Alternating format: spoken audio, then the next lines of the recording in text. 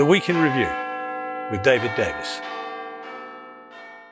Welcome to the Week in Review. I'm afraid in the background in this particular episode you may hear some drilling noises. I apologise for that, but the House of Commons being maintained, which is a running problem for all of us here. The last week has been dominated by a number of issues, not all political.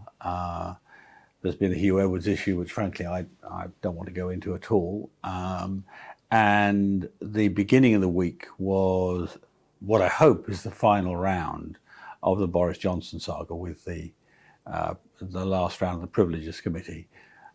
Those things had to be dealt with, but as I say, I hope it's behind us now so we can focus on what matters in terms of helping people in the country, whether it's their taxes, their housing, their cost of living, their mortgages, hospital waiting lists, and the rest. You may remember a month or so ago, I had a debate in the Commons about all the LIBOR traders who had been charged, convicted, and many imprisoned in the aftermath of the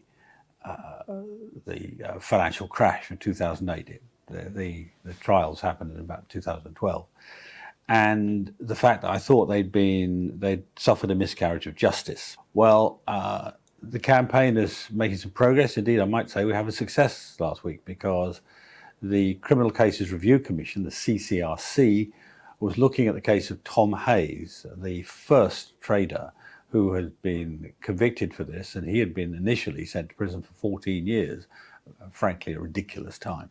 Anyway, they have looked at it again, this is for the second time, and this time they have referred it back to the Court of Appeal. I think this is going to be the first of a number of these referrals. Mr. Davis, how do you view this whole scandal? Well, it's a clear miscarriage of justice. I mean, Tom didn't want to say it, but he was scapegoated along with, I think, you gave the full number, but I think 10 of them went to prison one way or another. And when this happened, it had resonance of the sort of Salem witchcraft trials. Everybody was really angry at the bankers, with some reason. The banking industry in general had really damaged the whole world. They're really cross about that. They wanted somebody to be punished. And I'm afraid the British courts, to some extent, gave into that. I mean, judges made decisions which were outside their own competence. They defined this crime after the event, defined as a crime after the event, something which was normal practice. And that's what the Americans have put right. The American court, the appeal court, so-called Second Circuit Appeal Court, is the one that covers Wall Street. And the judges there know about financial practice, and they quite rightly said, this is not a crime. One of the really big issues this week, which has been on the inside pages because of other issues, rather than the headlines, is the NATO summit that took place in Vilnius and the request by the Ukraine to join NATO pretty much immediately. Rishi Sunak, the Prime Minister, was at that summit and there was a lot of discussion about that issue. I'm a long-standing supporter of Ukraine. I was criticised at the beginning for being overly aggressive in support of military help we should give to Ukraine. But we've got to be very careful with this. If Ukraine were to join now, we'd either have to effectively go to war with Russia or dilute what's called Article 5. The Article 5 basically says an attack on any member is an attack on all, so it binds all of us to respond to an attack. That's what's made NATO so successful. So you can't just join a country to NATO and ignore the importance of Article 5. And in fact, in 1995, when NATO was reviewing its enlargement, indeed when I was Minister at the Foreign Office dealing with NATO enlargement, the study that was done, the review that was done then made it plain that you couldn't take on a new country if it was in the middle of or had unresolved territorial disputes with another nation. Otherwise, you'd drag NATO into that dispute. And that was very plain. So I want the Ukraine to be a member of NATO. I want it to win its war with Russia, but I want the membership to wait until that war is won. Meanwhile, we should be as supportive and generous as possible in providing equipment, ammunition, and all other logistical support we can to the Ukraine. Now to what is becoming our traditional artificial intelligence story of the week. There are so many of them. This week, Sky News created an AI version of one of its staff. I don't think it was actually a former reporter. I think it might have been a producer, but basically made an AI reporter and had that reporter report on the news, and as a result, give us an idea of what it would look like.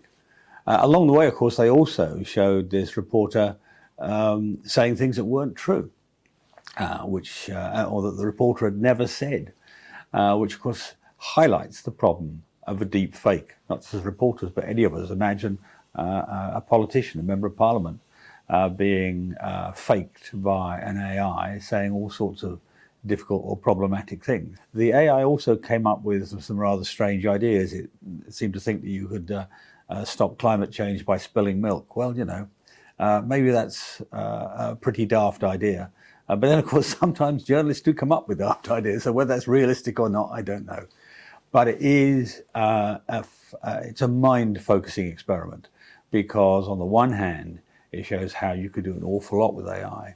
On the other hand, it shows quite how dangerous it could be. Our second AI story of the week is interesting in different ways. The ancient language, Akkadian language of cuneiform languages, basically made from wedge-shaped symbols, is really, really difficult to translate. Only a few hundred academics in the world can do it at all. And because there's no Rosetta Stone for it, there's no absolute standard. A lot of it goes untranslated. So there's a new AI out that can translate cuneiform.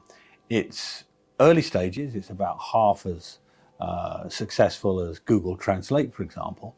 But it means that the thousands of untranslated tablets you can at least have a first translation for. And no doubt the accuracy will get better over time as people look at the context of tablets and work out what works, and the experts review what the AI has achieved.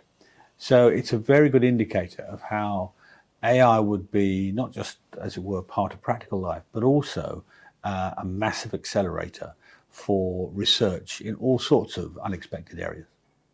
And a completely different tack. Obviously, carbon capture and climate change are big issues today, and I'm a great fan of some of the more conventional forms of carbon capture, undersea carbon capture, that sort of thing.